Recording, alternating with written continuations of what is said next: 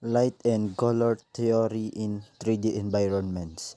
In 3D environments, light and color theory play crucial roles in creating realistic and immersive scenes.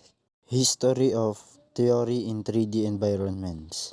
The history of theory in 3D environments is fascinating.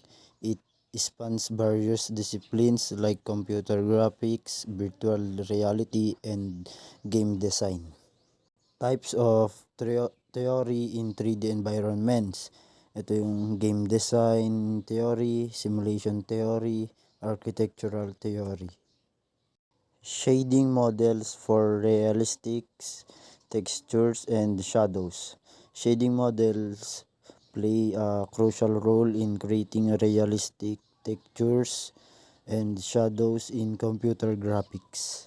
History of shading models for realistic textures and shadows. The history of shading models for realistic textures and shadow is quite fascinating. Types of shading models for realistic textures and shadows. Pong shading, blend pong shading, at ray tracing. Lighting techniques, point lights, spotlights. Lighting techniques in computer graphics are essential for creating realistic and visually appealing scenes. History of lighting techniques. The history of lighting techniques spans thousands of years, from ancient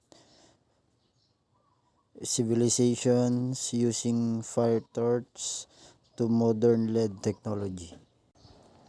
Types of lighting techniques: natural lighting, three-point lighting, split lighting.